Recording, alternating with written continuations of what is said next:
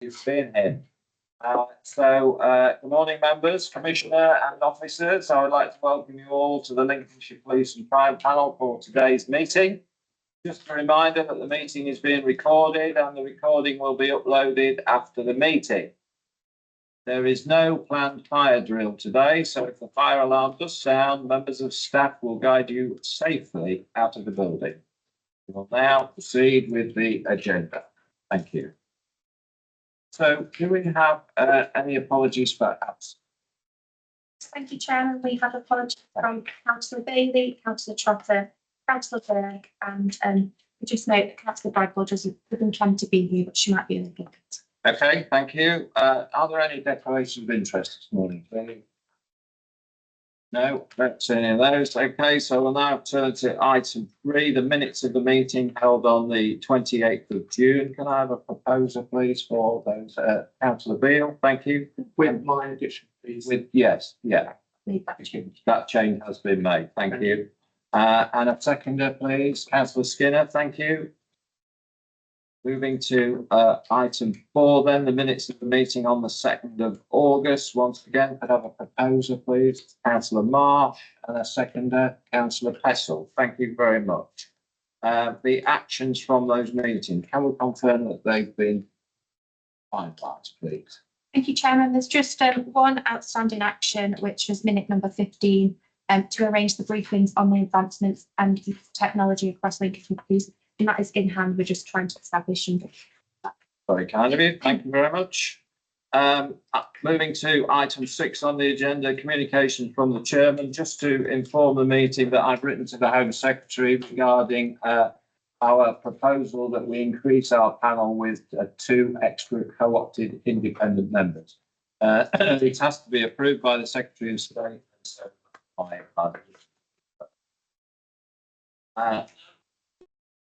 item 7, are there any questions from the public, please? No. Thank you. So we'll move quickly then to item 8, delivery of the police and crime plan. Commissioner, over to you. Thank you. Thank you, Chairman. I'm sure everybody has read the report, so I'm happy to take any questions. Okay, thank you. I will just very quickly an introductory question. As a result of the devolution announcement last couple of days and the proposal that there will be an elected mayor, just wondered how that would, well, it may be early days yet, but do you know if that'll have an impact on your role? At this stage, my understanding is that because the mayoralty will not be coterminous with the police and crime commissioner areas, that it won't make any difference to that.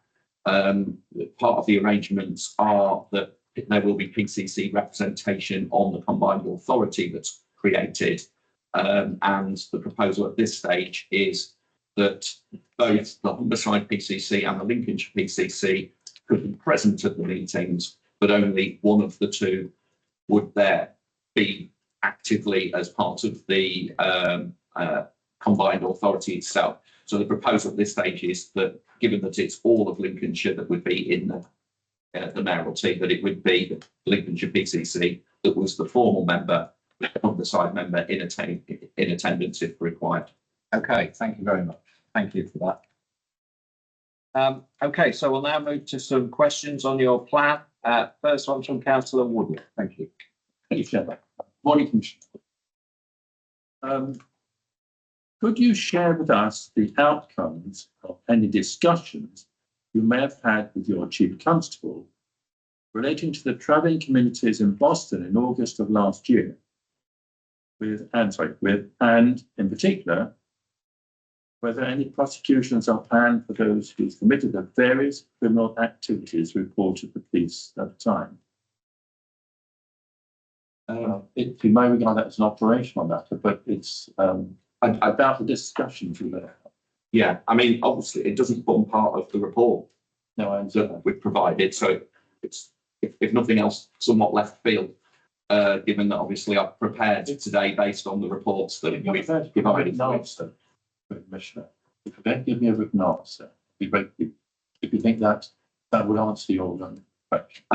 I'm happy to do so. Obviously, some of the conversations I would have with the Chief Constable are you know, between the two of us, but I can come back to you with a reply in that broader sense. I'm not sure how satisfying it will be because it's not something that we've had detailed conversation about at length, but I will certainly come back to you with an answer. Yes, it's something I'm asked about a lot.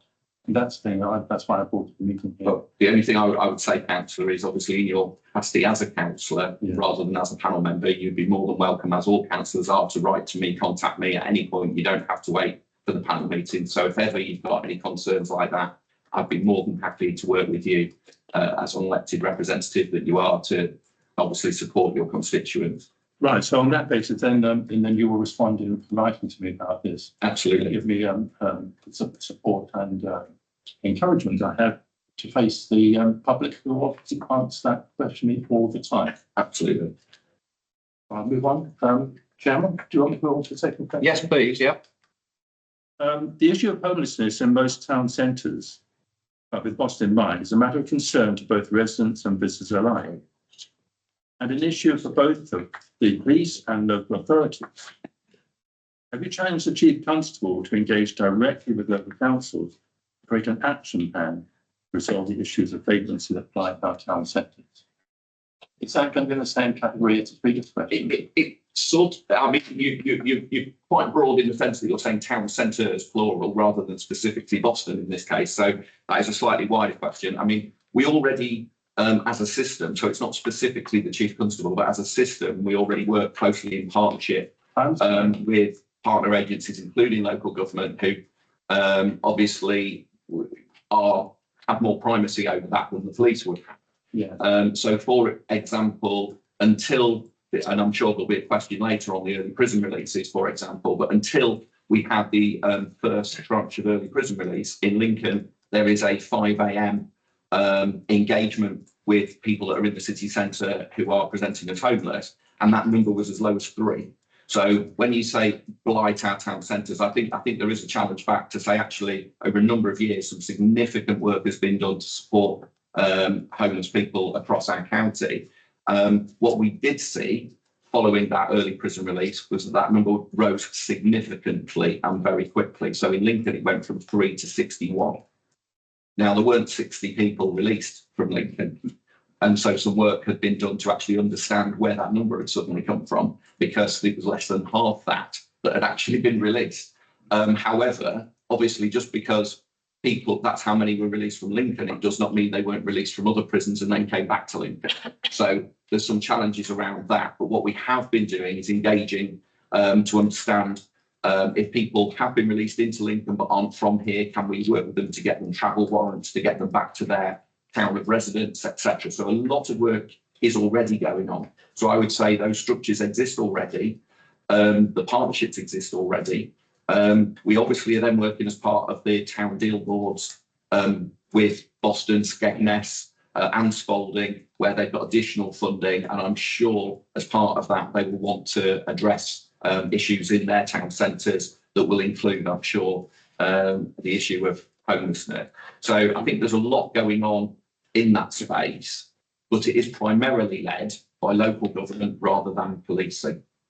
So for the 2 questions I've asked, are you going to write to me and respond in writing to the questions? I'm happy to. I mean, again, my answer will substantially be what I've just told you, but I'm happy to put it in writing. That's fine, because at least that way I can present to other people. Not everybody listens to our Shocking, though that is councillor, you're right. But I'm more than happy, like I say, if any councillor across Lincolnshire wishes to contact me at any point outside of the cycle of these meetings with issues that are about their area, I'm always happy to assist where I can. Perhaps a meeting with you might be an idea, possibility. By all means, get in touch and we'll see what we can do. Thank you very much. Thank you, Chairman, for letting me answer the question. Thank you, Councillor Woodley. Thank you, Commissioner, for that. Okay, next question, Councillor Marsh. 6.1.4 shop thefts.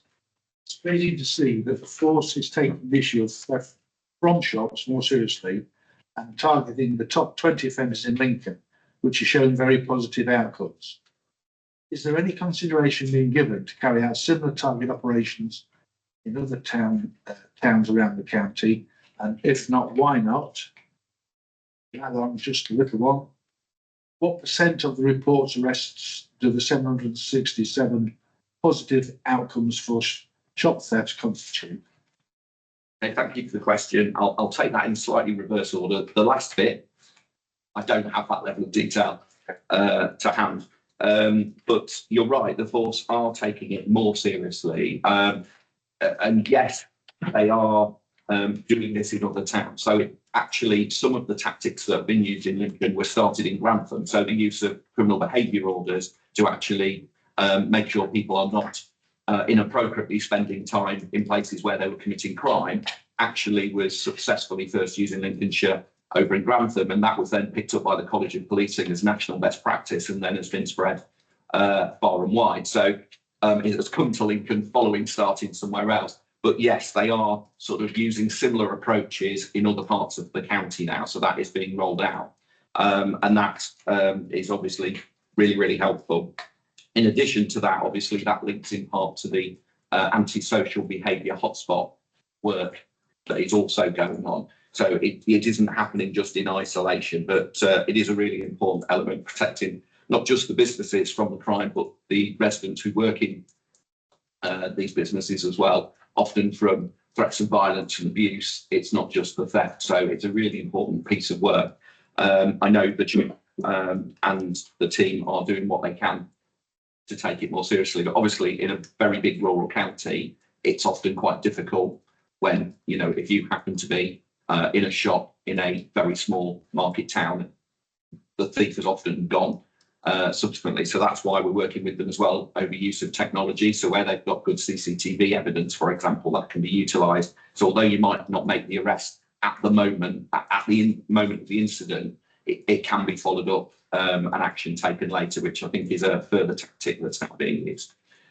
That's good, but it was always an accepted fact that 80% of the crime was caused by 20% of it. So if you can hit your top Yeah. cohort of offenders, your crime reduction goes down dramatically.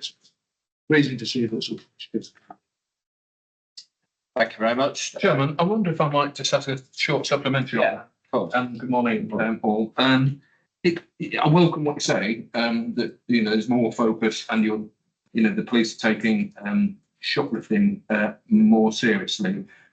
But there is concern that when shopkeepers phone the police, they don't always get a response. So what level should they be expecting? What level of crime should they be expecting a police response to? Well, it very much, I mean, obviously I'm not speaking directly for the operational, but I would fully expect that if there was an immediate threat to the individuals, or, for example, you've got a prolific offender who has got a history of making threats of violence, etc., then I would expect that person in that retail outlet to be calling 999 because it's a crime in action, and you would expect, subject to other demands on the police, that they would try and send somebody as quickly as possible to support that situation.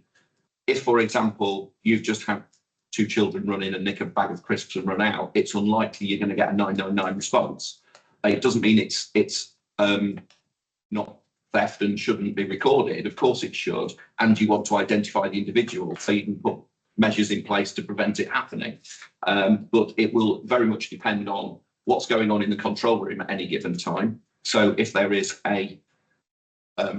if you've got a certain number of police officers and they're all deployed on other jobs, it then comes down to the control room to decide which is the most serious job that they need to send those individuals to. So if there happens to be somebody in the very close vicinity, even if it's a less serious incident, they might well still be able to deploy. So I'm always nervous about saying this is when and when not, but they will endeavour to get there as much as possible, and it is being taken much more seriously.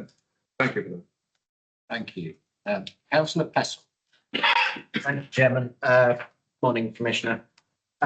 Just to expand on that a little bit more, whilst the targeting of the 20 most prolific offenders has had an impact on the offenders, it would seem from the statistics that were provided on the rates of shoplifting that they've actually gone up over the period. So is that strategy working? And is it viable Yeah. to I be mean- taken nationwide? I would say, imagine what it would have done if we hadn't targeted the most 20 prolific offenders. I mean, we're seeing shop theft in particular go up across the country, and partly this might be down to the cost of living situation that we face. It might be in part down to early prison release. It could be down to any number of factors.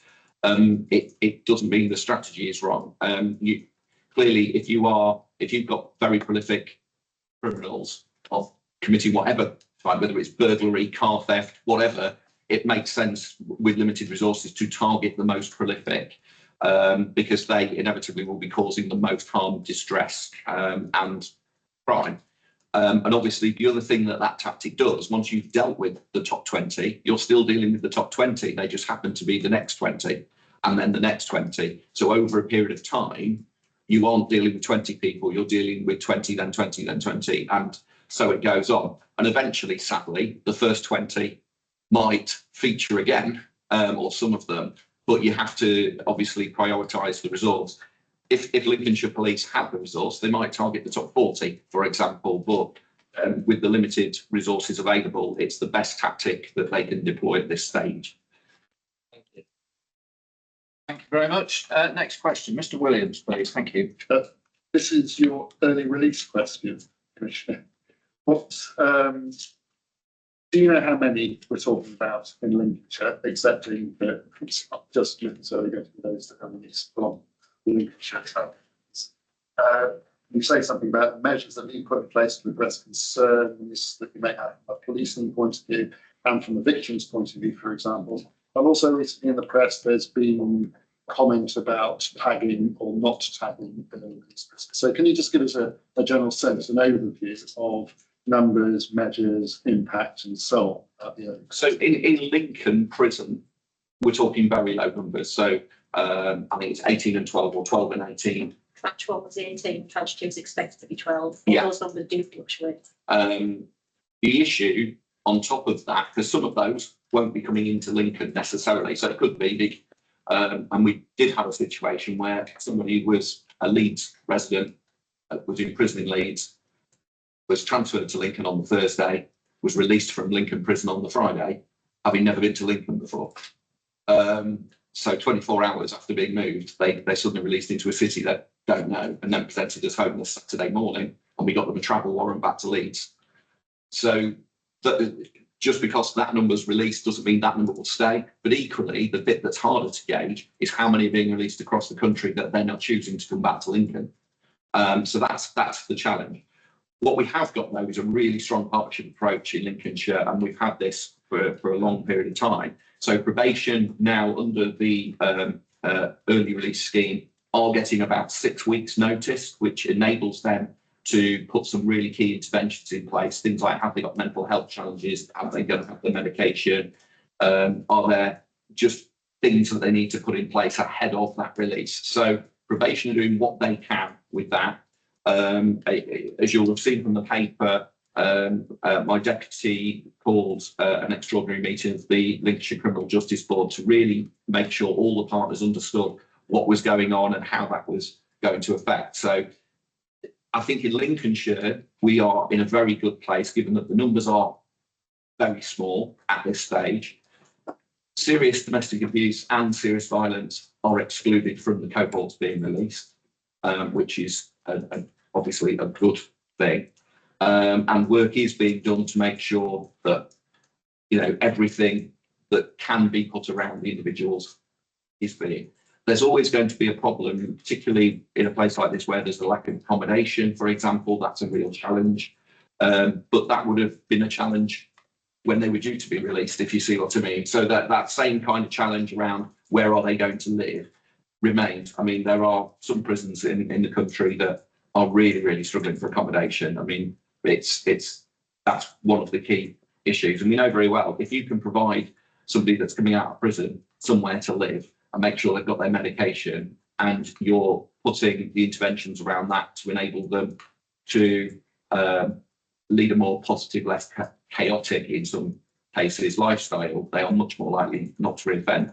So trying to make sure they've got appropriate accommodation is probably the number one thing for me. Can I just two sort of supplementaries. One really is about what I mentioned about victims. So Yeah. are you making the sort of the connection between prisoners on early release and Yeah. potential implications? Yeah, I'll defer to Joan on this one. But at the Exceptional Criminal Justice Board, we had representation from probation, court, etc., as you would expect. Probation confirmed that they have victim liaison officers who are required to engage with the victims to advise them that the person's going to be released early. There's good connections between the VLOs and our internal victim link service. So once they've spoken to the victim, if there's an identified need for them to be referred back in, they make contact with victim link, and that additional support is put back in place for them. That's reassuring. Thank you. One final question now. It's for me. It's communication. Forgive me if I missed anything, but I don't know. Have you felt the need to provide any broad reassurance, public reassurance in relation to this scheme? I don't know how high rates on sort of public consciousness. But I'll be honest, it's one of those things that has been talked about. I don't believe it's my place to reassure the public about a government decision that's releasing prisoners that I have no control over. I've no way of telling whether they will or won't reoffend. We will do what we can to work with partners to make sure the processes are in place to manage things as well as possible. But it would be impossible for me to offer reassurance that everything was going to be fine. Even if I felt actually on balance, it probably will be. I'm not in a position to offer cast iron reassurances to the public on that. I don't think I was contemplating that being something that you would ever do. I think my question was more generally that, and it applies across the board to all policing activities, really, the level of communications that you put out to provide a reassurance to the public that an issue is being addressed as best as it can. I mean, it doesn't apply just to this, but this is a specific one that's sort of quite high profile in the national media, at least. I mean, what I would say is I will put out communications as I feel are appropriate regarding the subject. So does that mean you will? You will? I don't know. I'm not. Well, I will make a decision based on the information that's available at any given time. At the moment, I haven't felt that I need to. Right. That situation may change depending on the circumstances that present. And we don't know who's going to be released in future, how that's going to work, what other issues partners might have, what funding streams might become available. So based on the information I have at any time, I'll make a decision. At the moment, I don't feel that I need to. If that changes, then I absolutely will. So I'm certainly not saying no, but I'm not saying I'm going to leave this meeting and go and do it either. I'm sort of saying I'll base it on the information that's in real time. Okay, thank you. Before we move on, if I might, tagging was actually mentioned in that, and obviously we've all seen the national publicity on prisoners that have been early released were expected to be electronically tagged in, I think, 24 hours of being released and haven't been, some after 2 weeks.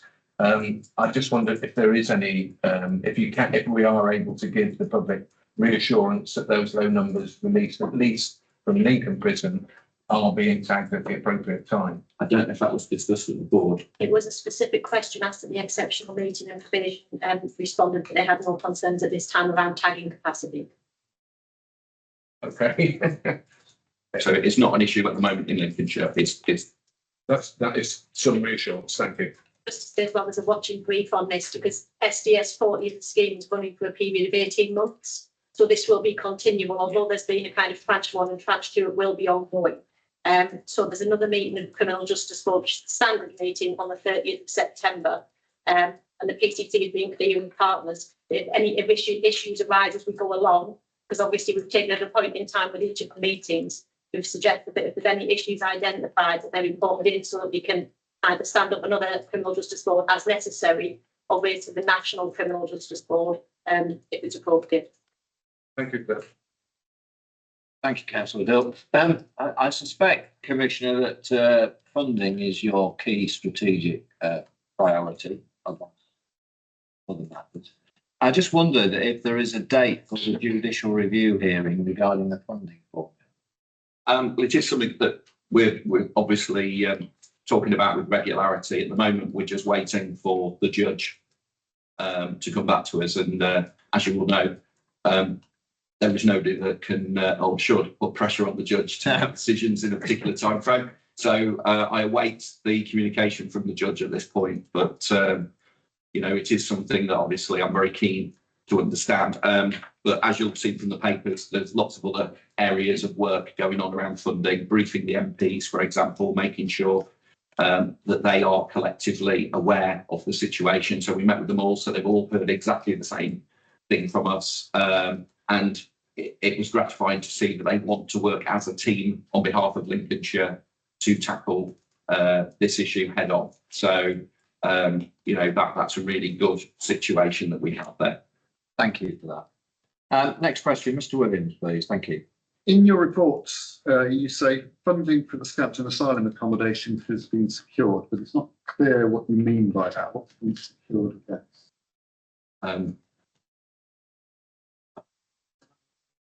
Yeah, we have now got that money. But it's not happening anymore at Scampton, is it? That's correct. So, but this was funding for the last financial year. Right. So we'd already spent that money in that year. We then had to present, yes. So we then had to present our sort of case for what money we had spent. It was initially going to be around 1.8 million. We successfully, it's not really bid for, is it? It's sort of claimed 1.925. So we actually got in excess of what we initially thought we would. But that money has been received. Oh, right. Okay. Sorry, I wasn't clear because it was bid for and allocated on the basis of Scampton Asylum seekers being accommodated. They're not now being accommodated. No, but so I just wasn't sure. Okay, was it spent on that and that was money wasted, or is it actually a bonus? Oh yeah, there's plenty of money being wasted, but not by us. The reality is that in that year, the Home Office said it was going to do a thing. We delivered our end of the bargain to be ready for the thing that they said they were going to do. They then failed to deliver the thing that they said they were going to do. So it was so they've reimbursed us for the fact that we got all of our ducks in a row and we're ready to go. Okay, good. Thanks. Okay, thank you. Next question, Mr. Williams again. It's me again, I'm afraid. Right. Okay. The report suggests recruitment efforts focus mainly on boosting officer numbers rather than increasing capacity. At least that's how I take it. So what measures, resources have been put in place to address the capability and capacity issue? And here I'm thinking in part about it's all very well recruiting significant numbers, and we understand the financial imperatives associated with getting the numbers through the doors initially. But there is, of course, a consequent impact on experience levels with attrition, as well as new officers coming on board. So how much of an issue is that in terms of capability and capacity, as opposed to straightforward numbers? Yeah, I mean, it's not a new problem. I mean, we've had this while the Officer Uplift Programme has been running sort of for the last 3+ years. And we knew that that was going to be the situation, that we were going to be bringing in numbers of recruits that meant that significant percentage, if you like, of the front line was going to be fairly young in service. And then what you end up with is your frontline supervisors, who are your sergeants, for example, are going to be new sergeants, and they're put in charge of cohorts of officers who are also quite new. In some respects, that is a challenge, but it's not a new one. It's been done over a number of years now. But the training is also changing. So what we call our frontline supervisor training, which for sergeants and inspectors has changed quite radically. So, you know, that programme is more robust to make sure that people going into those jobs, the ex-police officers on the panel will probably recognise that it's not always the case that just because you're promoted on a Friday, that when you turn up for work on Monday with stripes on your arm, you've had any additional training. So there is a lot more work going in now to make sure that people have got the skill set to actually fulfil those roles and obligations. And some of that is around sort of the more victim side and actually making sure those processes are there, like victim impact assessments and those kind of things. And some of it are purely management, how to actually look after your people, etc. So those systems are much better. There is a continuing challenge around the number of people you've got available to mentor new people, because obviously there's only so many people in the system. But actually, Lincolnshire has weathered that very well. And one of the things that we did was obviously resist the mandatory degree entry routes, which meant, in my opinion, we got a broader society intake, and it meant our percentage of people leaving either during training or shortly after was quite a lot lower than other parts of the country have experienced, which again, when you are bringing people in, it doubles the problem if you're spending time and money training somebody and then within a year they've gone and you've got to bring somebody else in and start all over again. So the people that are coming through the system are staying and gaining experience week by week by week. So we're probably coming out the other side of that in good shape, just because, you know, we haven't had that extra churn that some places have had. So I would say it's in as good a place as it could be, given the financial constraints we've got on the system. So it's fair to say you view it as a challenge rather than a concern. Yes. I'll be honest, my concern is how many more people we can keep bringing in, given the financial situation we can see ahead of us. So that's a bigger concern. Can I continue to keep giving the chief money to bring in new people? Councillor Beale, you want to comment? Thank you. Commissioner, welcome. Thank you for that. Can you just clarify, please, with the retention, which you're saying is good, is that retention within the Lincolnshire Police Force or within the police force as a whole? Well, I'm talking about Lincolnshire. Lincolnshire is in a good place when it comes to that compared to some other force areas that have seen more people start and then leave, or leave within, 1 or 2 years. That has been a problem nationally. It's not a problem we face. Not on any, it hasn't gone up significantly here. And just for clarity, we spend around £1.4 million a year on learning and development. So it's not a small amount given the size of our budget in overall. So we are trying to invest in people to make sure they've got the training they need. One of the big challenges we've got, the rules, guidance that's coming from the College of Policing is becoming more prescriptive.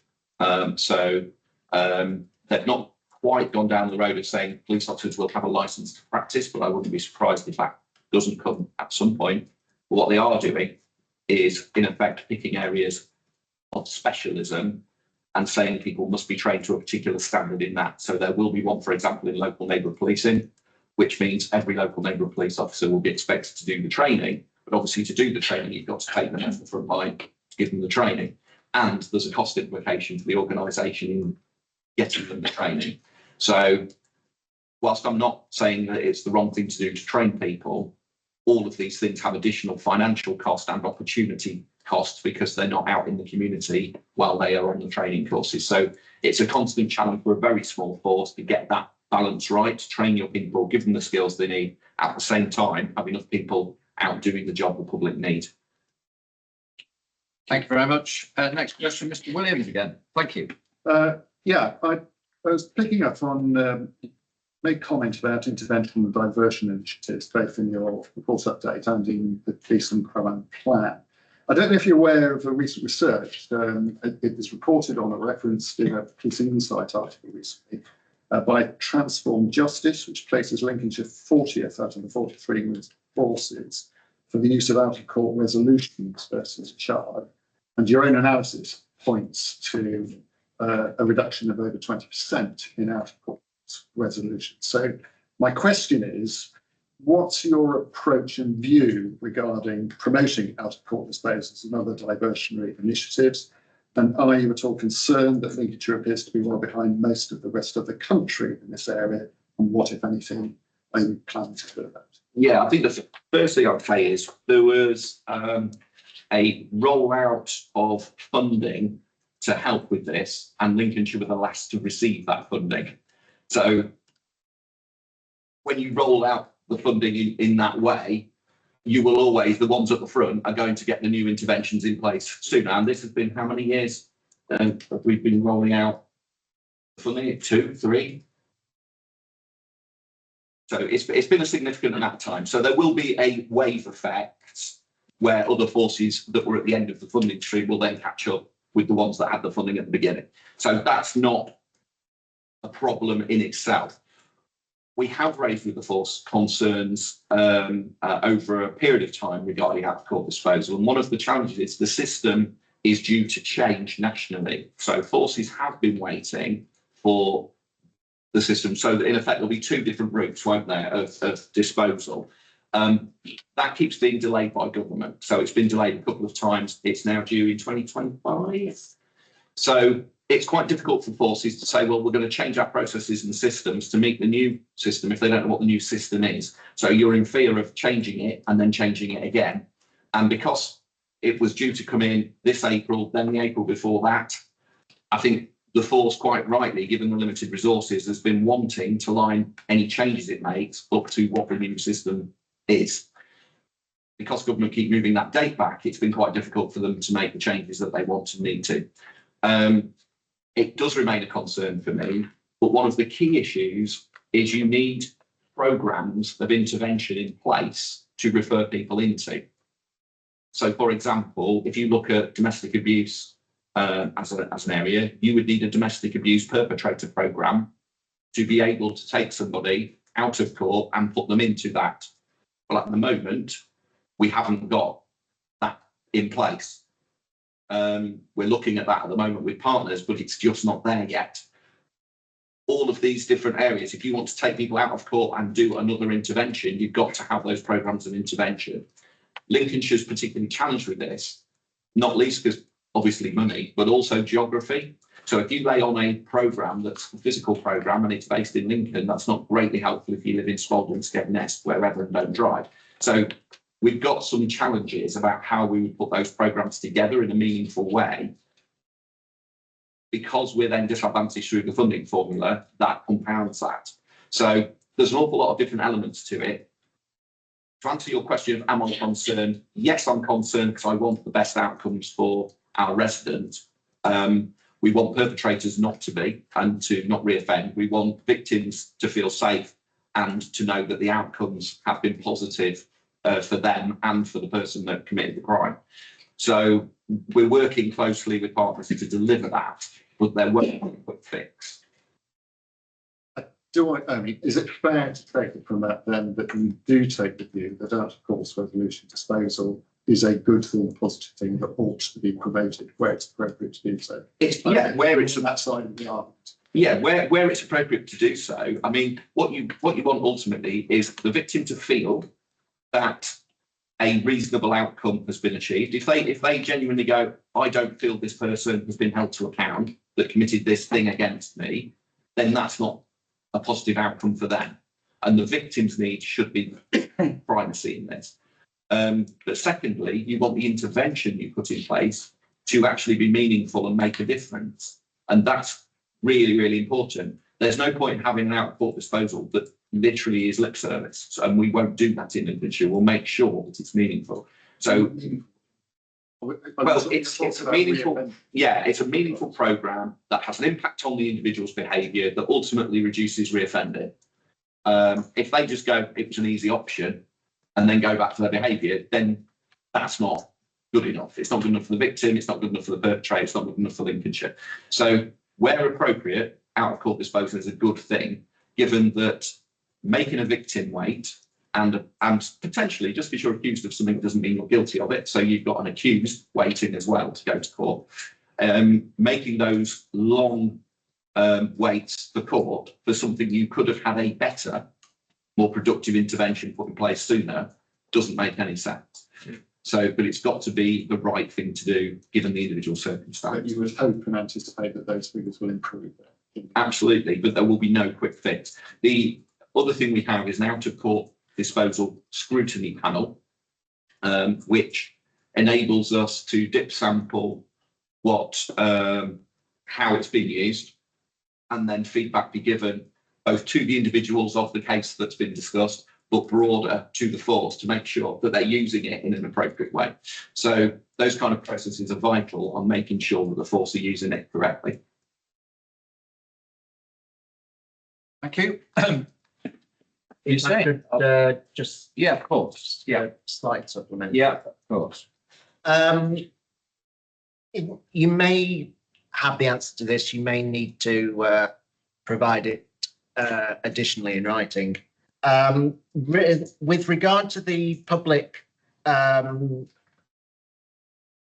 exercises on community remedies that took place, is there any information about how they were guided in making the choices, what options they were given, and what is the overall thinking and academic reasoning behind the options that they were given? Work done with partners to understand the options that were already available, and what was evidence-based. The consultation then spelled out the different options dependent on the action that had taken place. So we can share with you the actual details of the consultation in terms of what went out to the public to seek their views.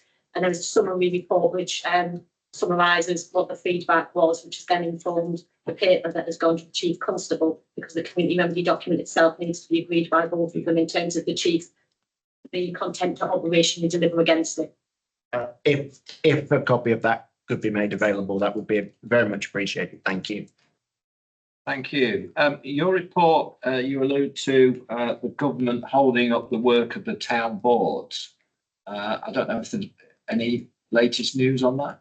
There isn't any change. I mean, this isn't a criticism of government. It's perfectly legitimate for a new government to put its foot on the ball and assess, you know, all of the spending going on and make sure that they're comfortable that it meets their new priorities. So I wouldn't want it to imply that I felt they were doing anything they shouldn't do. You know, any new government would do the same. But in effect, the work continues at the town deal boards until they hear otherwise. So it's quite difficult for them to sort of progress things too far. So from a Lincolnshire perspective, I obviously hope that the government will make a decision. I mean, it wouldn't be unusual for a rebranding, refocusing. I think my gut feeling, and it's nothing more than that, is it's unlikely that we'll see all the funding disappear, but it might be refocused in a slightly different way. So at the moment, the work continues across those boards. Obviously, the previous government had proposed to expand it to Grantham and Gainsborough on top of the 3 areas that have got it. I don't know if there's any plans with the new government yet to expand the programme as was planned there. So we'll see, and I'll just keep you informed when I know. Yeah, no, thank you. I mean, I was surprised that Gainsborough wasn't in the current field, but if they're proposing or hoping to include Gainsborough and Grantham, I think you said. Yes, that's good. Yeah. Okay. Thank you. Next question. Once again, I keep coming back to funding. You have been quoted as requiring an extra 20 million for the Lincolnshire. I suppose you could take an hour over that, and I wouldn't want you to do that. But I wondered if you could outline sort of how that would be spent with some bullet points. Yeah, I mean that's probably better delivered by way of either a briefing or on paper rather than me getting the numbers. Yeah. You know, the wrong way around. There's an awful lot of detail in there, and I don't in any way want to mislead the panel. But equally, I don't want to miss anything out that's important to that. So if you're content with that, I'm happy to provide you some detail. I mean, fundamentally, the budget gap. I mean, I remember when the thing that got me interested in this role in the first place back in 2015 was the Chief Constable of the time saying that Lincolnshire Police was all but bankrupt. And we're still not. We're still here. We're spending 60, 70 million a year more than we were then, plus the one-off funding that we've managed to acquire on top of that. But we are very much at the hard stop now. There are not tens of millions of pounds worth of efficiencies to be made, or, you know, those kind of things. So it is very simply going to come down to more money comes in or service goes down. Yeah. And as you'd expect, significant work is being put in within the force and with our office to look at all the options available for what that might look like. But it is absolutely at the hard stop stage with that. So either the funding formula gets reformed, the government provide some sticky plaster funding, or service levels will have to change dramatically. Thank you. So a written briefing on that would be appreciated for the members. Yeah, I mean, like I say, I don't know what we can and can't share at this stage. But I want to obviously be open with the panel. They've always been supportive of our financial situation, so it's by no means me trying to be secretive. It's just a timing thing with all of it's those things. We're making a lot of assumptions. So the numbers we're working on at the moment, for example, were based on the beginning of our budget cycle. Well, it could be that they now are quite optimistic based on the changes that have happened over a number of months. We don't know yet what's going to happen at the end of October when the Chancellor announces what funding is available. So things like, for example, pay increases that haven't gone at the moment into the baseline, will they? Those kind of things have a massive difference. We have spoken to, we've written to government to say, well, if we drop below our 1186 number of police officers, are they going to penalise us by taking the PUP uplift funding off us? Because that would be another £3.2 million. So being penalised for being poor seems a bit unreasonable. But at the moment, that's what the rules say. So those kind of variables will have a massive impact on what we can present to the public to offer them choices. So there's an awful lot of moving parts at the moment. So it might be better to give you the briefing post the 30th of October, when we've got a bit more clarity. No, I appreciate that. And I was actually thinking maybe because you don't know when your judicial review is going to take place, that because Julie very kindly gives us a private briefing on the precept, and maybe at that point, you'll be in a better position to brief the panel members. Yeah. Okay, thank you. Okay, next question. Councillor Beale, please. Thank you. Commissioner, clearly a lot of resources, money and manpower has been targeted at the latest technology-based crimes and crime gangs. This, of course, is understood and welcomed. However, antisocial behaviour, often by individuals and their associates, can and does cause serious impact on their victims, those living with or near to the victims. This is especially so in the rural areas. Lincolnshire has received 1 million Home Office funding to provide high visibility hotspot foot patrols to tackle antisocial behaviour and serious violence. That those seems to be targeted at the more built up areas. What can or what do you propose can be done, please, for more rural areas where this is a major problem, where we don't have PCSOs or few police? Thank you. I would agree with you in part. Whenever we're given money from government, there's so many strings attached. It's like a puppet show. So it does narrow down our opportunity to spend it on the things we would like to in Lincolnshire. So we might, for example, have chosen to spend it in more market town areas or whatever else we felt. But they have significant restrictions that say you must meet these criteria to spend this money in these specific areas.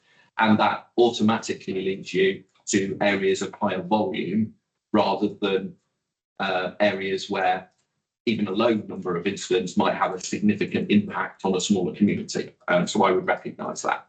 But nevertheless, it's welcome to get £1 million to spend tackling antisocial behaviour in areas that are hotspots, which by their nature mean that those are the areas with the more prolific number of incidents. So that's a good positive thing for the county that we've got the money. Ultimately, the Chief Constable has to make operational decisions based on the resources that are available and the number of incidents that are reported. So the first thing I would say is report, report, report, because the hotspot money was allocated based on reports. So when people say, oh, well, there's no point in reporting it, well, there is. There was £1 million allocated based on those reports. And had you reported, you might have got some of that resource in your area. So I would urge all councillors to make that point to residents when they can, that reporting does make a difference. Even if it doesn't solve that issue on that day, it does make a difference to where resources are allocated. The Chief Constable has to obviously use that data and information ultimately to allocate resources around the county. As I've just highlighted, we're coming up against a fairly hard stop with the budget. It is unlikely, unless something dramatic happens, that you will see additional resources coming in to areas of Lincolnshire. Because quite frankly, there just aren't additional resources. They would already be there if the chief had them. That's why we've got to work smarter as well as harder. That is why use of technology is really important. Where we can use the CCTV networks that we've all got across the county, for example. So the work we've done to develop a report across the entire network to understand where the gaps and opportunities are. If we can use those to target individuals, it means we can use smaller amounts of police time to have a bigger impact on our communities. So, for example, Market Raisin, if it's got CCTV, we were then in a position to say, we're using facial recognition on the CCTV, we've found this prolific offender, we can see exactly where they are, and we're going to go and arrest them and then make a difference to the community. That's what I want to do with our partners, is use the systems we've got as effectively as we can to support the police, to reduce the amount of time we're wasting with officers to get them to actually target their intervention. So that is how we will get more resource into our county as a whole, is to make the police time as effective and efficient as possible. So I do think technology is an enabler to that, but that's why we've got to sort of invest in that as well as our people. Thank you. It's interesting you say that incidents must be reported, and the number of reports will affect the resources and allocation, etc. Without going into specific details, there is one area where in my patch where the incidents are occurring 3 or 4 times a week. Each one is reported, there's a crime number, but nothing seems to be done. We have exchanged emails, the chief constable has been written to, but we are not getting any responses, and it is becoming a serious issue. Well, what I would urge you to do, councillor, in any case like that, if you feel you're not, or your residents are not getting the service they deserve, then please use the complaints procedure that's available through the website. The only way any organisation is improved is by people telling them when things don't work as they should. So I would never seek to brush under the carpet or not address issues like that. It is important. So if you feel that something has been highlighted and not dealt with appropriately, I would certainly urge either to tell the individual to do that, or obviously if it involves yourself directly, for you to do that. Thank you. Thank you very much. Councillor Woodliffe, have you got a question? Thank you, Chairman. We're talking about not balancing the budget. I think the public authority can go bankrupt, can it? I think it's that's correct. I'm wondering whether or not we haven't mentioned special constables here. Maybe that's an option that we could perhaps develop. We can't maintain the numbers that we want to do for full-time. Perhaps special constable. That's an option as a last resort, maybe, before we go down. I would say, apart from being a last resort, I think specials are an integral part of policing. They always have been, and they're really important. And we have seen the number of specials go down because they've joined as regulars. And the problem we've had in Lincolnshire is we've got a limited number of trainers to train police officers. And while we've increased the number of regulars being trained, that has reduced the capacity for training specials because it's the same people that train both. So we have had a period of time where specials have been going down while regulars have been going up and being maintained. We're now at the point where we are seeing gaps in the training schedule where we can bring that in. So we had a discussion only the last few days where we were looking at bringing in another cohort of specials in the very short term. So we do want to see the number of specials go up. You still have the same problem that you need mentors for them to go out with. And in the same way that the question earlier about lack of experience and everything else, a special constable is a warranted police officer. They need training to a high standard. They have, the right they carry personal protective equipment. They can use handcuffs. They can deprive somebody of their liberty. It's a serious business. So the level of training needed is not significantly different from a regular police officer. But you're right, on paper, they cost less money because obviously they're volunteering their time. But it's just about getting that space in the training schedule. So we are seeing that. It is definitely something that is being recruited to. And I hope to see the numbers of specials go up over coming months and years. Thank you. Mr. Williams, you wanted to ask a question? Yeah, you said a few minutes ago, you've written to the Home Office about the possibility of what will happen if you drop below the 1186 head count. Is that a risk? Is that something you are anticipating? Without further money, it's a certainty. Right.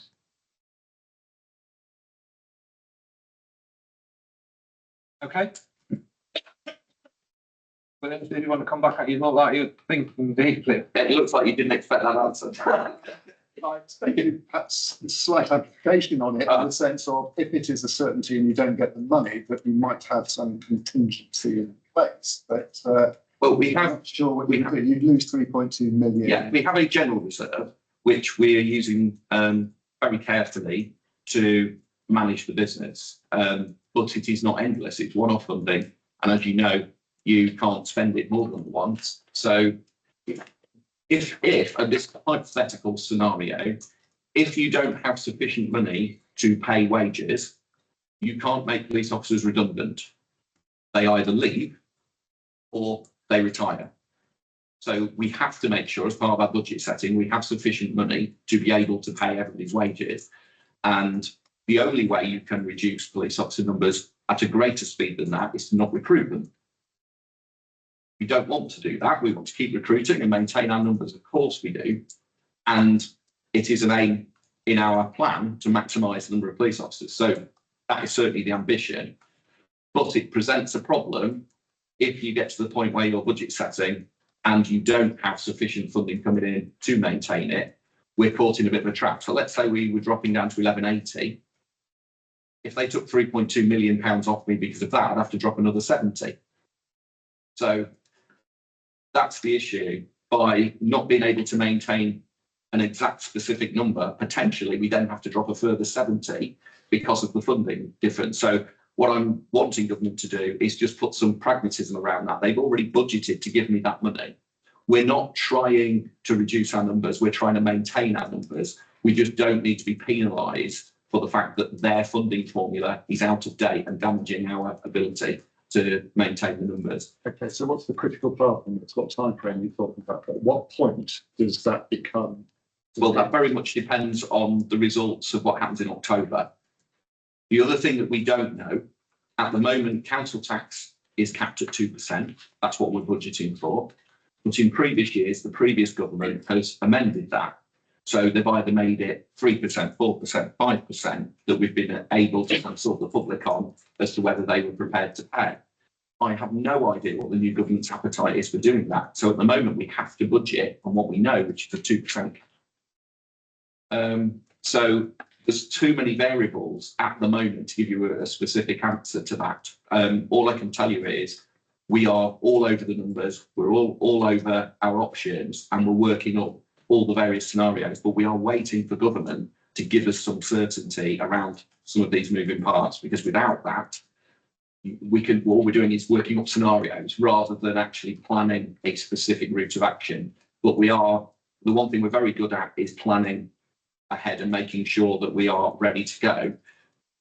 But it's the difference when you change government. Even with the previous government, I wouldn't know what they were going to do, but I'd have a fighting chance of going, well, this is historically what they've done.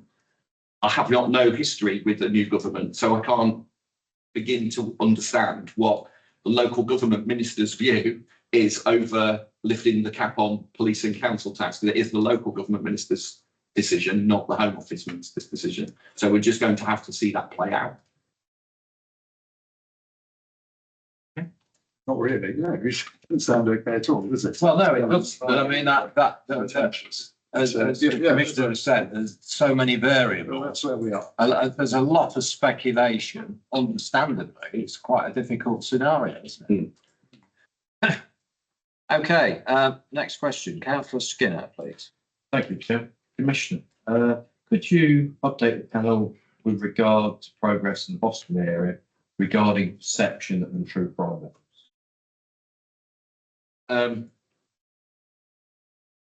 I mean, I suppose regarding the perception piece, we will be starting our new annual survey at the beginning of November. So when we get the results of that, which will be after Christmas, so it'll be January, I will have a much clearer idea of the latest up-to-date picture. The last survey, which as you can imagine is obviously now some months out of date, showed a very much improving picture on people's fear of crime, and it was bringing it very much into line with other parts of the county, because it had been an outlier when it came to perception rather than reality. When we look at reality, crime figures across the county at the last sort of national crime figures had dropped quite significantly. I would say 5 times as much in Lincolnshire than nationally, but given that it was 1% nationally, that's probably a politician's answer. So a 5% reduction is a good thing. I think it was 11% on domestic burglary, 16% on vehicle crime. There were some really good numbers for Lincolnshire. I haven't got to hand what specifically that means in Boston, but there was no outlying concerns when it came to any individual part of the county. It seemed to be a general Lincolnshire situation. Boston is a beautiful market town, as you know. It's a really lovely place to be. It's got its challenges like everywhere. It is by no means an outlier in the challenges it faces. In addition, the force have worked closely with partners to put additional support and resources in at a very local level. So, for example, as mentioned in the paper, the 2 street wardens that are going in there, the plan through the town deals fund to work with that as well to actually bolster it. Obviously, PCSO numbers in the town are maintained, and in fact, we're down to increase. So there's a lot of work going on in Boston, and the Chief Constable met last Friday with the new MP. And he's meeting all the MPs on a one-to-one to discuss local issues. And Joe, you were there as well to talk about all the good partnership working that's going on in Boston. And I'd say all of that looks like a very positive picture, but I will await the actual data, which we'll get in a few months' time, to see what people of Boston are actually thinking and feeling. Thank you very much. I'll move on to the next question. Councillor Woodley, I'd like to come in first, but and then I'll bring you. Thank you. Yes, Commissioner. I mean, I met the 2 officers actually yesterday morning in town. One very tall police officer and female officer, I believe.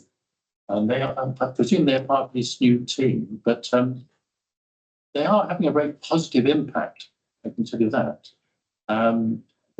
The response appears to be very positive to see police officers on duty in the town centre, dealing with low-level crime.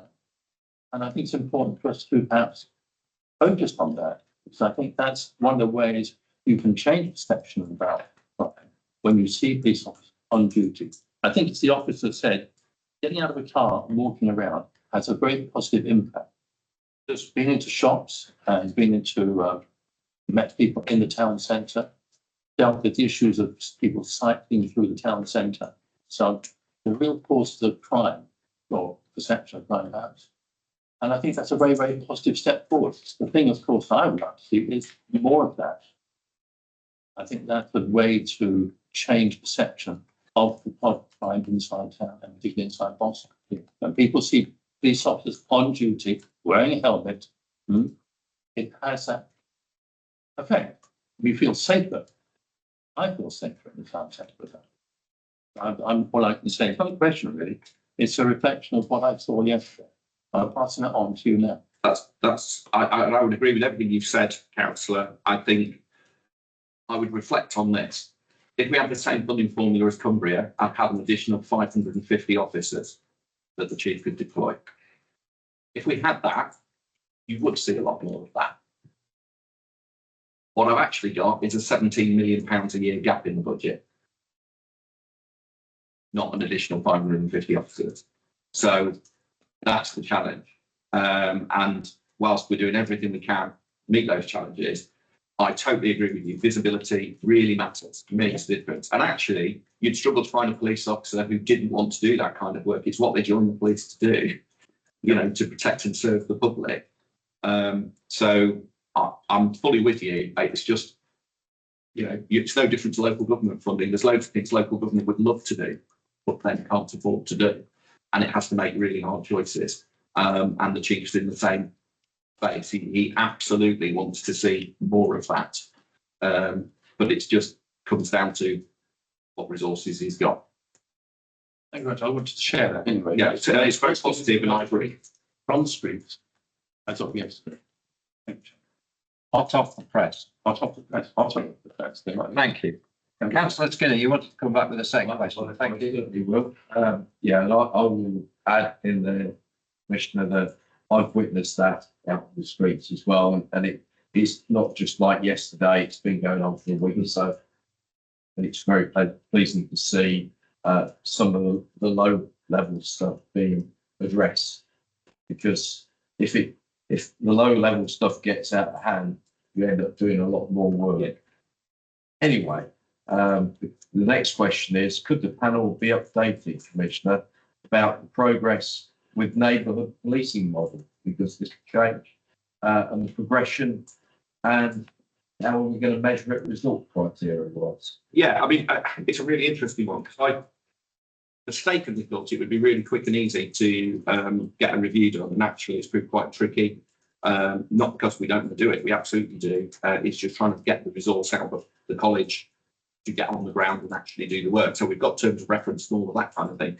The issue that we will have very, very shortly is the fact that it's almost worth putting our foot on the ball of it, pending knowing what the finances are, because the neighbourhood policing model that we're reviewing might well change anyway, subject to the finances. So there's no point in me spending public money reviewing a model that's going to change, other than to give us more evidence that we need as to how it should change. But if it's a complete reorganisation that we're going to do, it's one of those where you're going, do you do it, don't you do it? So there's no lack of willingness on my part to do it, but it's just the reality of in literally a couple of weeks, we're going to have a different financial reality that will either go, actually, it's much better than we thought, and we can crack on with the plan to review and then evolve, or actually, it's not what we thought, and we need to radically rethink the entire policing model for Lincolnshire. At that point, a local neighbourhood policing review ceases to be as relevant because it's suddenly a review of the entire way we operate everything. So that's sort of where I am with it. It's a little bit sort of chicken and egg. I'm just hoping nobody treads on our eggs. Thank you for that. Thank you. Next question, Councillor Castle, please. Thank you. Thank you, Chairman. You've talked on quite a few occasions about freeing up officers for frontline duties. One of the statistics in the report was that there were 200 hours of foot patrols that yielded only 4 arrests, 4 stop and searches, and 1 antisocial behaviour engagement. Would this be considered good value, or is it more about getting officers on the streets to deal with the perception of crime rather than the actual crime itself? Yeah, I mean, this is obviously part of the £1 million that we secured to do the anti-social hotspot patrolling. And the fundamental purpose of that is to prevent crime. So I would be more concerned if we were making tens of arrests, because it would, you know, mean that people were ignoring the fact that the police were there and committing the crime anyway. So Lincolnshire, relatively low crime county, it's not ever going to be the case of, you know, you deploy an officer and they instantly make arrest after arrest after arrest. But it is that point of making people feel safer, be safer, and preventing crime. But if there are crimes being committed, that then they're proactively trying to deal with those. So I think the numbers are encouraging. I think it's not a bad ratio, and I would hope as the programme goes on, the arrest numbers will go down. I don't necessarily mean the stop and search will go down. I mean, that will be what it is based on what's presented in front of them. But you would hope that people will stop committing crimes in the hotspot areas because of the regular patrolling by the police. That's what you'd hope. But time will tell. Because this is a Home Office initiative, we have to evaluate it very robustly and then report back. Is it quarterly? Monthly, the figures for how many hours are being patrolled and what's happened, etc. So this is being, that plant is being lifted out of the pot on a regular basis to see if the roots are growing. And so it's going to get a lot of scrutiny. But the reality is it's a 1 year programme and funding. So you have to patrol the same areas over that year. So we will see which way those numbers go. But I would expect the arrest rates to drop rather than go up, if I'm honest, over time. Thank you. Yeah. One of the other bits of data that is captured as a requirement is the number of interactions that the officers are having both with members of the public and with businesses. So that'll be interesting to see in terms of talking there about some of the outcomes, but actually some of just that interaction and that public confidence that you were talking about and that visibility will be demonstrated by the number of interactions they've had as well. Thank you. Thank you for that, Joanne. Next question, Councillor Pessel. Thank you. Thank you, Chairman. At 6.1.3, over how long was Operation Stronghold conducted? And does the Commissioner feel that this was a productive use of resources given the modest number of traffic citations that were issued?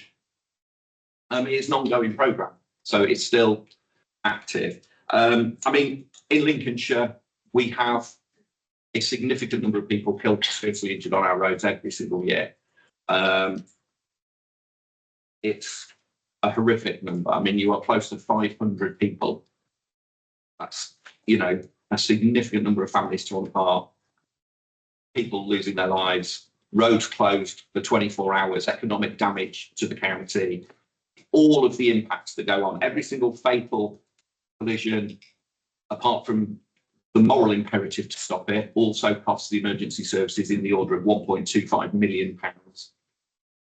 It's a huge problem for Lincolnshire. So I would make zero excuses or apologies for the fact that I think keeping our roads safe, making our journeys safe is really super important. And whether that is around drug or drink driving, whether that's speeding, whether that's dangerous driving, whatever it is, we all have a reasonable expectation after this meeting we'll get home safely. And I want to make sure that that reasonable expectation is as high as it possibly can be. So I think it is really important. And to be fair, we're talking of a very small roads policing unit in Lincolnshire.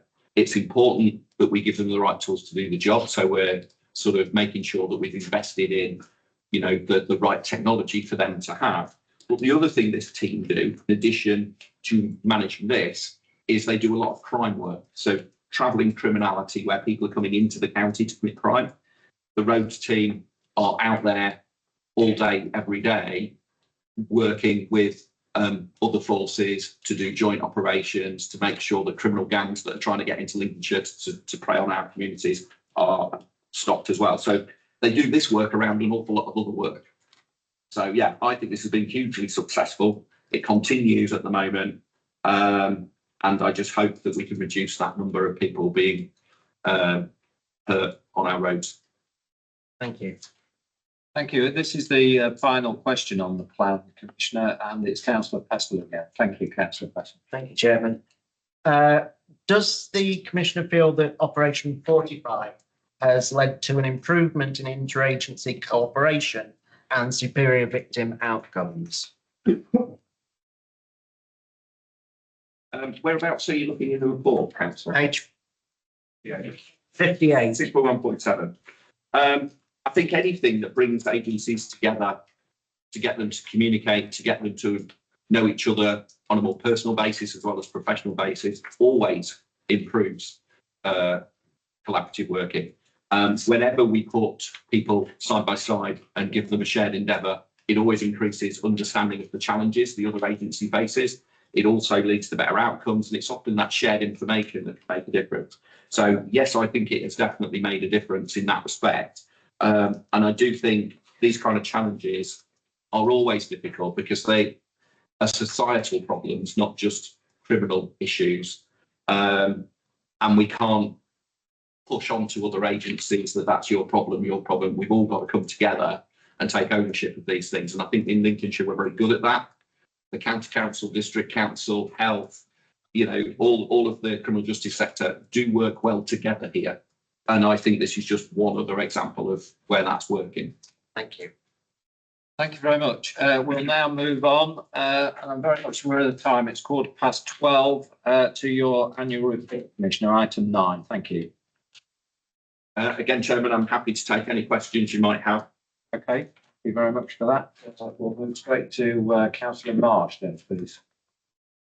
Public reassurance meetings, Commissioner. Are there any figures to show how many people attend the meetings in person or via Teams? And also the number of hits to the video recording on the PCC website? We do collect that data, but it's quite difficult to break down because what tends to happen is you're unlikely, as we all know, we all have council meetings and we aren't fighting people off with a stick for places to come and watch them. But what we are doing by putting it in the public space digitally is enabling access to individual pieces of that. And in particular, that seems to be that it's of good access to the press community. So what we find is that while you might have a low number of people viewing the meeting, those people are influential in sharing that data much further and wider with the public, which is really important, holding ourselves open to that transparency of the press and thereby the public.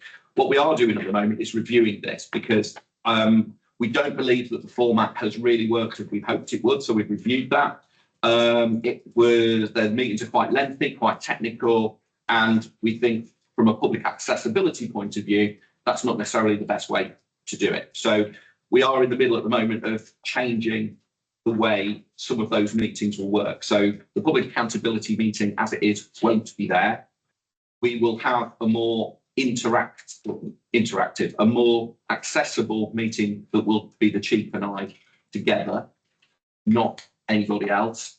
And then we will also, to make sure that the important detail that's picked up around performance and everything else, there will be a separate meeting where all of that data is then published on the website. So it is still available. So we're not reducing the amount of data and information available, but we're trying to make the actual interaction we're doing in a public setting much more user friendly. And equally, it can then be put for social media. So if we want, for example, to talk about road policing, we might have a short piece where we're having a conversation about a particular issue around road policing. We can then use that across Force and PCC social media, along with links that take people to a much deeper piece of work if they're interested. So all of that is being reviewed. But I suppose my shorthand for this is numbers of people that would sit and view a 3-hour meeting are very, very low. But it isn't really that's happening. It's sort of press for 15 minutes on that subject and 10 minutes on that. So that's why we're going to change the format to try and make it more accessible and work that bit better. That's reassuring to hear. I have attended these meetings and it is very technical. And it's one from my previous background. I don't think I'm particularly interested. In fact, I viewed it as something akin to sat in the park, eating cream crackers without any butter on. It really took some wine in it. Thank you very much. Next question. Your performance figures. You note that the 101 calls abandoned, although these reduced last year, the figure still stands at 15.8%, and overall user satisfaction has dropped to 68.9%. These, I think the PCC will agree, are still at an unacceptable high level, and more needs to be done to improve these performance indicators. Well, the good news is they have improved because obviously the annual report is some months ago now. So we actually brought in 15 additional call handlers who started their work in October of last year. Now, obviously, when they start, they then have to be trained. So roughly 4 to 6 months till you're fully up to speed and efficient. So what we've seen is a reduction further in the abandonment figures. I haven't got the number to hand, but we have seen that improve. We have seen satisfaction improving. So that investment into the call centre has made a difference. The other issue that has happened, which I've been pressing hard on, is around the telephony system. So we invested money into a new telephony system and a new command and control system for the control room.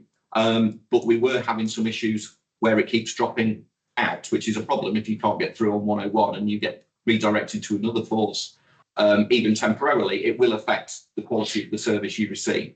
But equally, when you get through, the system that they use to put your information in isn't working and they're writing it all by hand onto a form and then later having to put it on, you can imagine that doubling up of the work for the call handler affects how quickly they can then get to the next call.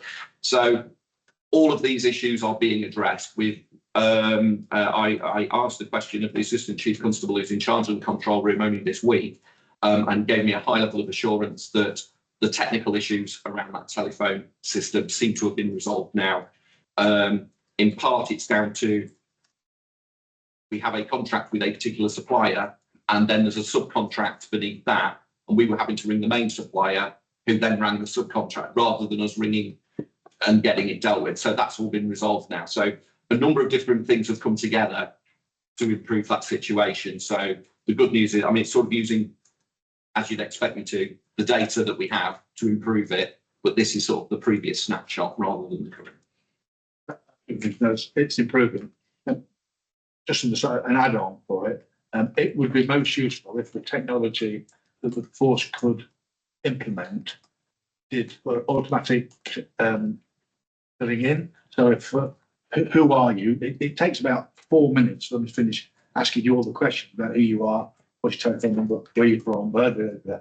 If they had a system that, and I'm sure that AI will help this, where once it identifies you, it automatically fills in, but the questions don't get asked, you can get straight on to page. Glad to hear you say that, Council. That is the system we've got. It's been implemented in waves over a period of time because obviously there's significant change, and it's not like you can just stop taking calls for a week while you put it in and train everybody and test it. So it's had to come in real time in pieces.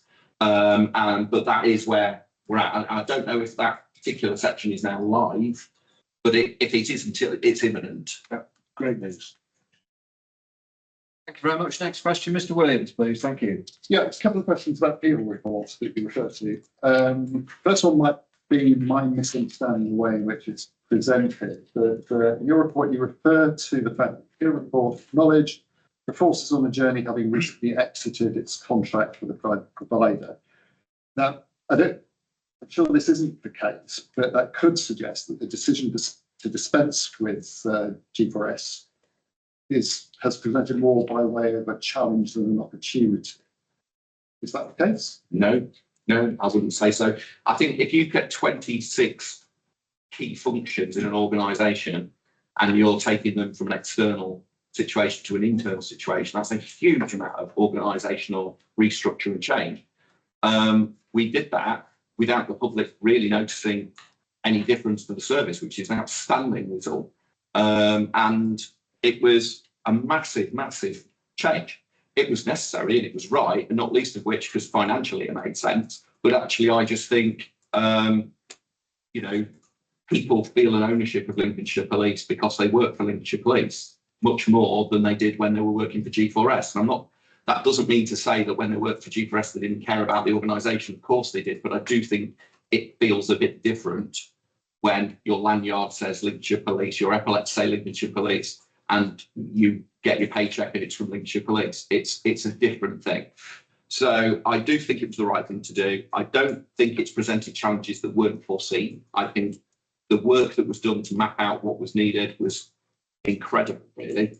But it's inevitable that the way certain functions and operations happen will, go through a period of flux when you have that level of change.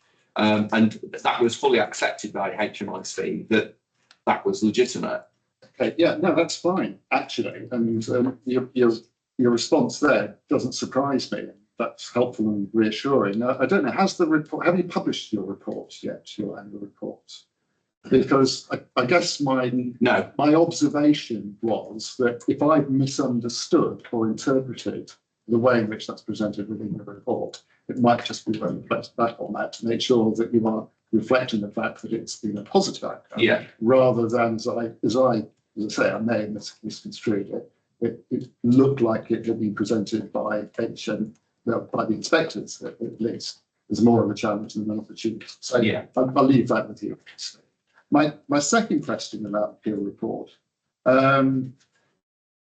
Obviously, Lincolnshire has been rated as either adequate or requires improvement in all areas.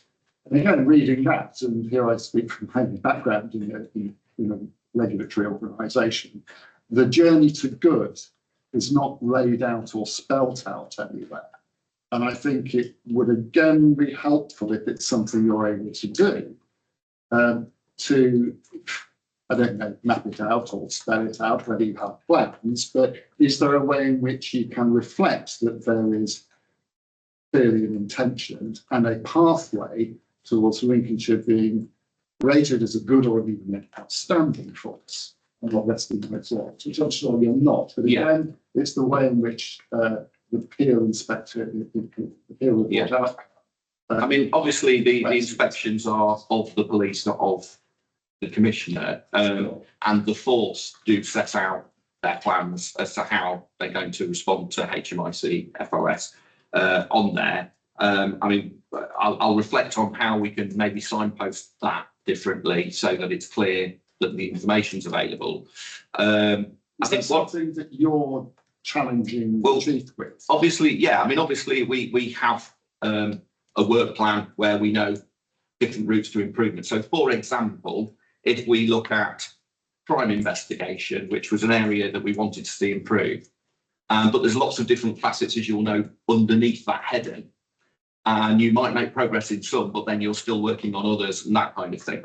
And partly, that's one area that the chief and I had identified back in April when he started that we needed to see improvement on. So that's a key area. I wanted to see improvement. He wants to see improvement. And so a lot of what I went into my election talking about were priorities based on needing to focus around things that would drive improvements in that investigation area.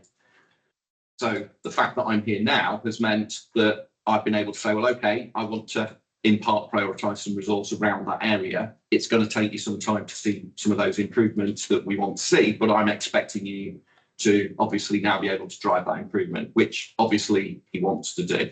So there's certain areas where we will prioritise. The issue with the HMIC FRS report is that they apply a gold standard across the board to every force on every category and say, this is how it should all be done in a perfect world. Okay, give us all the same resources then.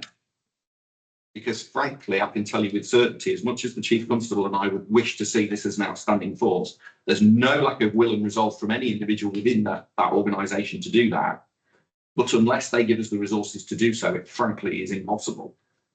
And that's the challenge, is how aspirational you wish to be based on the resource envelope you have available.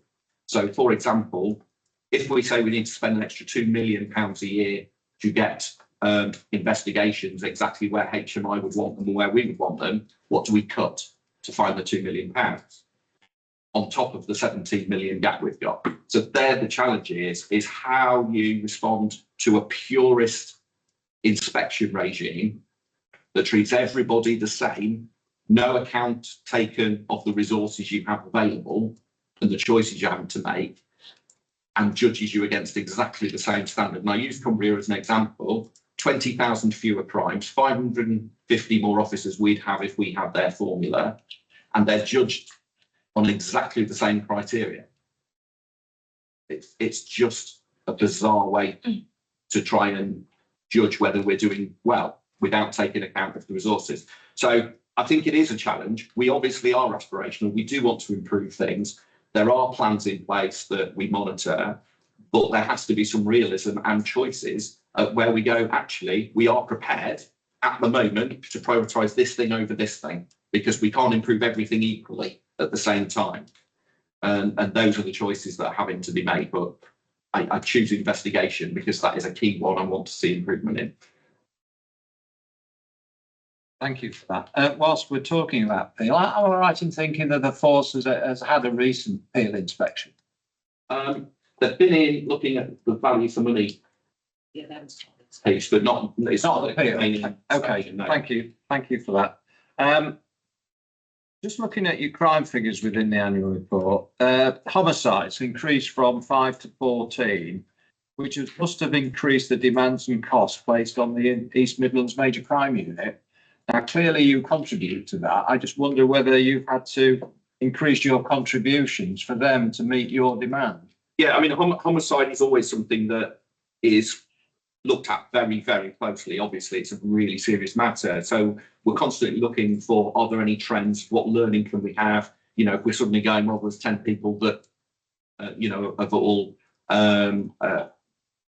been murdered in the same way, in the same place, or what, you know what I mean? So all of this being looked at. And overall in Lincolnshire, what we can say is that there are no trends. There are no specific reasons that you could go, that is the reason why there's an increase. This is a thing that ebbs and flows. So, for example, a couple of years ago, Northamptonshire had the highest homicides in the East Midlands, and then next year they had the lowest. So it does do a bit of that. And almost because of the way the Major Crime Unit works in the East Midlands, we all contribute on a funding formula basis. And it's almost a bit like an insurance policy. So you pay in and hope you don't need to draw out again. And it will always be somebody that needs to. So as a collective, it's understood that that's where Lincolnshire are on this occasion, but probably next year we won't be and somebody else will be. It's always very difficult when you're talking about such serious issues that it can sound almost like you're not taking them seriously enough, but that's definitely not the case. But when it comes to the money, as a structure, it works very, very well. As an East Midlands collective, because it obviously deals with murder and kidnap, the major crime piece, and all of the five of us seem to get good value out of it. Thank you. Councillor Fessel, please. Thank you. Thank you, Chairman. You have skipped over one. I decided not to answer. Okay. Just wanted to make sure. Yeah. I was just testing you, see if you were on the ball. Given the recent public concerns over the handling of female victims of abuse in Edinburgh that were in the news, could the PCC please provide assurances that his office and other bodies that work with them do not have any confusion as to the needs of such vulnerable persons? I think in Lincolnshire, we've got a very good story to tell when it comes to the work we've done of improving services for victims of serious violence in general, and specifically the work around violence against women and girls. We work very closely with partners, things like the Women's Centre that we've obviously invested in and supported the existence of, but also things like the panel that we put together with all of the key partners, so people like Rape Crisis, for example, in there. It was a whole partnership approach to actually look at what the force were doing and how they were doing it, and were people satisfied with the processes and how it all worked. In addition to that, my newly appointed deputy was chair of the Borg Voices group for the force before that. So there's lots of work that's gone on with that, and having a superintendent who has been heading up that work specifically has made a big difference with the relationships with other partners. So, you know, she's personally been that point of contact with outside bodies, and there's a piece of work that's been done collaboratively but led by her to actually provide a training document for officers on how to approach these issues. And it obviously goes into some significant detail about how to do that. And I think this will be taken up as national best practice. It's a really good document. Joe, you want to? So I think Councillor Pheasant's specific example you might be referring to was that the concern around having female-only safe spaces for victims' provision. Yes. Okay. So, apologies. More than a year ago, as commissioners of services for victims, we went to all of our commission providers to ensure that they were providing spaces that were appropriate for people, no matter how they identify. So yes, there is female-specific provision, but also if someone is, for example, born male and identifies as female, we also make sure there are appropriate services for them. We want anyone to feel safe and supported in the environments that we commission, regardless of how they identify it. That was the question we posed to our providers, and we're given that assurance back. Thank you. If that training document is able to be made available, that would be appreciated. So it wasn't a training document. What we asked was for assurance that approach would be. That the commissioner.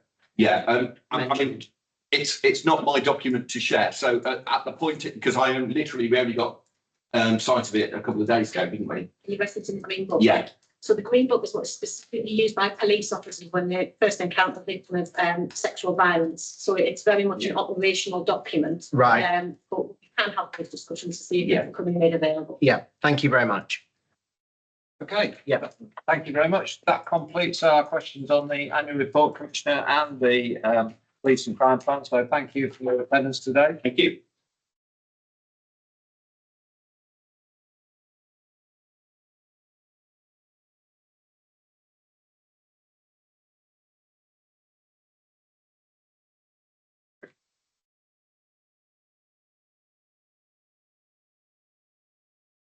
So we'll now move to item 10, the complaints position statement. Mr. Birch, thank you. Thank you, Chair. Nothing to add to the report.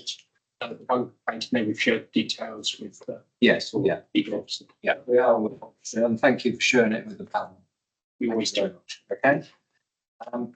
Moving on to item 11, police and crime panel annual report. Mr. Williams, I ask you to introduce this. So I assume everybody had the chance to read the short proposal that I drew up. Thank you. Really, it's pretty self-explanatory, and I've not got a huge amount to add to what I've said there. I think the only thing I would say is that as the newcomer, I wondered how it was that the panel was promoting its own activities, achievements, successes, and also demonstrating that it was meeting its statutory obligations. I did a quick scan around Google, and there are certainly other police and crime panels who, as they do, certainly have produced their own annual reports. I didn't actually find a current one, but that might just be because they haven't been uploaded or published yet. And but I think I managed to find half a dozen without too much difficulty. So it does happen out there.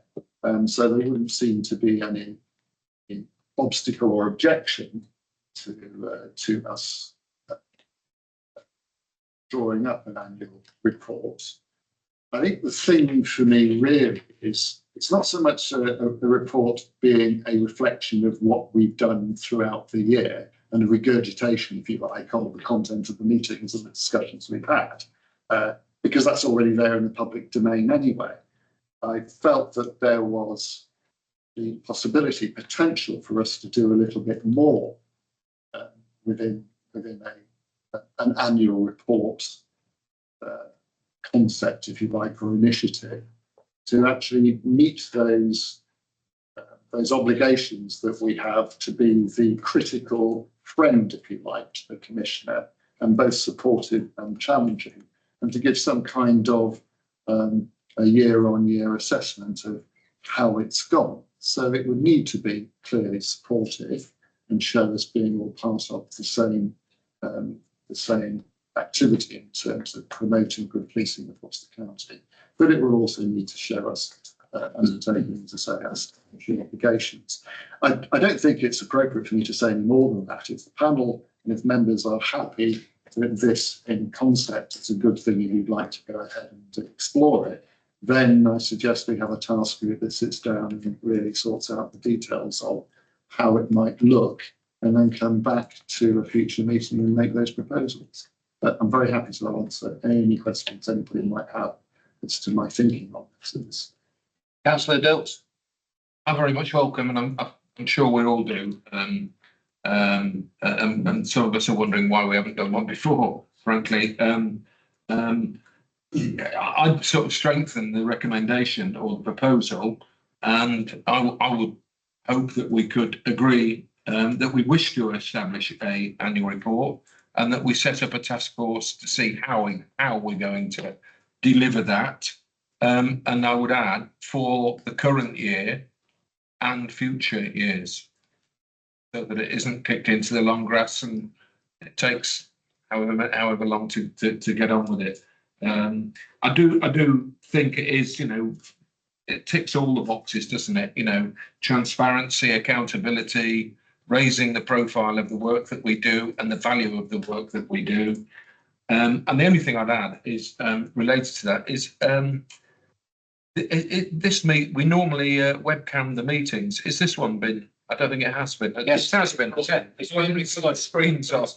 It's not live, Oh, I see. Yeah, but it is being recorded. no problem. Okay, that's answered my question. Thank you, Nick. Thank you. Councillor Pestle. Sorry, Councillor Bean, my apologies. Wish I had your. Thank you. More than welcome this. I'm a very strong advocate of stealing, repainting and improving other sort of items, etc. And I think, as was said, that if other panels have done this in the past, we use those as the initial model for ours. So welcome it. Thank you. Councillor Woodley. I'm very much in support of it. As we know, the Police and Crime Commissioner has actually rather dismissed our existence, hasn't he? I think by a report, in the Matala report was there, stating that there's no purpose in the Police and Crime panel, etc., etc. I think this report strengthens our position, establishes in the public mind exactly what we do and how important this role is, how we need more powers. Thank you for that. So, Just a quick one for me was, I hear what you say about plagiarising other people's reports. A note of caution for me is if those reports are no longer being published, it's ready to speak to the original, find why they stopped, because what we don't want to do is you're making the same mistakes everybody else did, follow their back. Wrongful. And we may consider that we may only need to do biannual report because there's not an awful lot of substance in this. And I'd hate to see it just be a reoccurrence of the same information year after year. People get fed up a lot of briefing. So whoever's on the team to look at what we should do, I think, we need a really broad brushstroke to consider lots of things. thank you for that. Councillor Skinner. Thank you very much, Chairman. I don't object to this at all. I think it's a good idea. It needs to be quite punchy, etc. But we also need to be considering costs and also whether we've got the office capacity around it as well. So I think around the scoping, we've got to consider how we're going to do it, how we're going to present it, but also how much time that's going to take to collect. And I think there's probably a task around that as well. Thank you, Chair. Yeah, no, thank you for that. Quite rightly so about the officer time. And that's the sort of the task group, if approved. And listening to the comments around the room, I'm sure it is going to be approved. But that's what the task group will look at as well. Councillor Pestle. I'm very supportive of the principle. I do have a concern, having done report groups previous, that you can get bogged down in the weeds and not keep sight of the primary objective. The other concern I have is that we have quite a cyclical pattern to what we cover in our year, although there are variations to some degree in the work plan. We get the same reports to a degree. We're working with the same long-term objectives. So I just wonder if there's a challenge there to, as Councillor Marsh said, whether we need to do it every year. Okay. Well, the task group can look at that. Did you want to come back? on that? Yeah, if I can just add a couple of comments then. As with all proposals or projects, there's always the do nothing option. So I wouldn't necessarily suggest that because we're saying this is a good idea, that it will therefore happen. I think that it's for the task group to come up with something, and fundamentally, and I think that they said it precisely this way, but it's only going to be worth doing if it's worth doing, if it adds some kind of value. And I'm very clear about that. And if it is simply a regurgitation of what we already published, then to be honest, there's no point. And the final thing I'll say, and again, this is something for the task group to look at, I would suggest, is taking on board your comments in particular, Jonathan. It may be helpful if the task group looks at what it might have included in the report, looking back over the last year or two, and out of that might come some observations or recommendations about the nature of these meetings and the way in which we approach various topics and so on. And I suppose I say that seeking your acknowledgement and agreement potentially that if we do stray slightly beyond the bounds of the proposal in itself to make those wider observations or recommendations, I would ask if you would be supportive of that as well. Absolutely. Okay.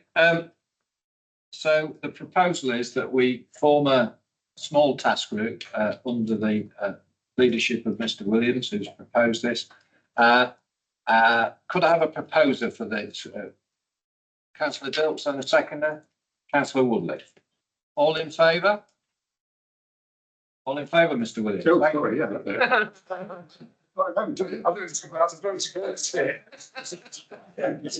It's fine.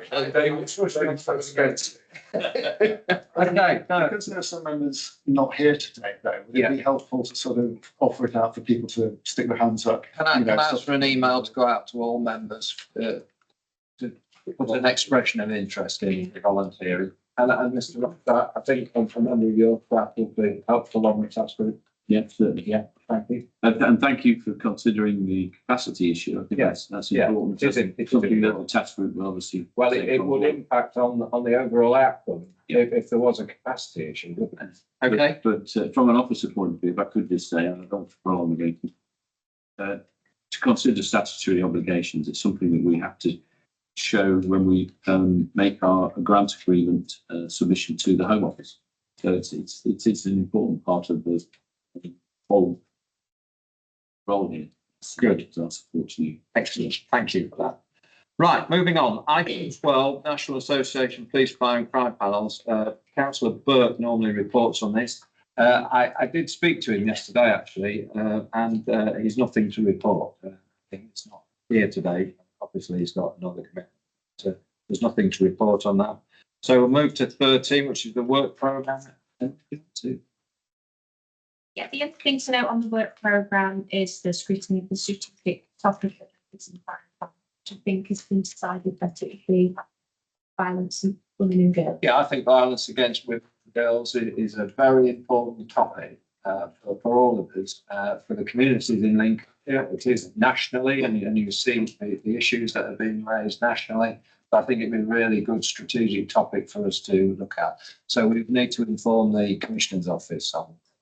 And I'm sure he would welcome it, having just heard what he said, that they've got a good story to tell. Absolutely. And his newly appointed deputy is taking a lead in some of that work as well. So there's a lot of work going on, and I think it's good for the panel to actually scrutinise it. So just that completes that work. Sorry, Councillor Woodley. Is violence against boys ever considered? Well, always. But it's not. It hasn't got a brand, if I call it. That's a problem, isn't it? Like violence against women. It comes under domestic violence. It comes under the domestic violence heading, but I think girls particularly get some mention because of the specific crimes against females, mutilation, sending abroad for that sort of thing. Yeah. About girls not being allowed to go to school, and even in this country, kept as domestic slaves. Yeah. Boys go to school, boys go out and do this. Girls are kept and they are traded as a commodity. And I think that's why they hit the headline rather than boys. Boys tend to be regarded as cash with the family and the girls was the slaves. Yes, I'm thinking about something else, but anyway. It's pretty obvious. Chairman, I was just wondering if in writing to the PCC to tell him that we'd like to scrutinise that, whether or not we should have some sort of scoping within that, to narrow down what are we, exactly asking for, rather than just coming to the meeting and then, oh, I wasn't expecting that. If you know what I'm saying. Yeah, no, I know what you're saying. Yeah, I don't say that. Well, I think it's about the order, Chairman, what I'm saying, it's about the order of how you do this, and it's about the scoping would be a consideration for you as a scrutiny group. And then perhaps at the next meeting, you've sorted out your scoping and you can roll that out to the Police and Crime Commissioner or his deputy or both. But it's down for the next meeting. That's the point. The actual scrutiny is down for the next meeting. Oh, I see. I beg your pardon. So you've got to do. Are you saying that you've got to do this scrutiny before the next meeting? At the next meeting, yeah. This will be a report provided by the Commissioner's Office to be considered at the next meeting. Well, I mean, it's up to the panel. We may not need a scoping, but we need something a bit more specific than Violence against a women. wide subject. Yeah. What are the questions we're going to be asking? We could form that team could be formed and could work as the scrutiny from the PCC's office as part of the evidence it goes and looks at and sees, and then bring it back. We don't have to report the end of the topic at that meeting. That's right. Yeah. Forgive me. Yeah. Yeah. No, you're right, Graham. Yeah. I understand. Yeah. So, just for clarity then, if we're looking to scope it, then I think we'd need to contact PCC's office and get some advice on the topics that we are asking for.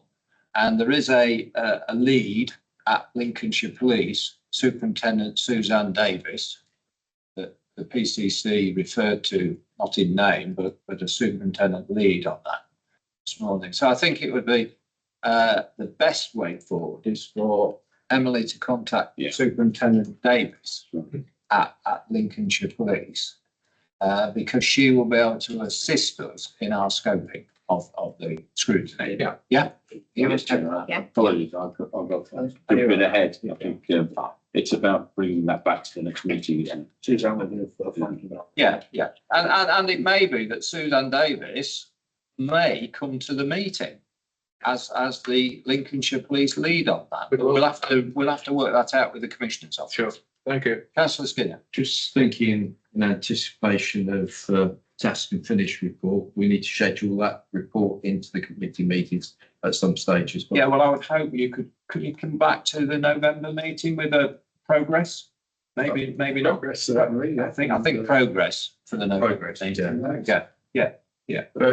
Chairman, very happy to help if you. Okay, thank you. So moving on to item 14, which is the date of the next meeting. We've already alluded to what's some of work for the next meeting, Friday, the 15th of November. And therefore, I formally close this meeting. So thank you very much to all the members for your attendance this morning and the in-depth questioning of the PCC. Thank you. So the meeting is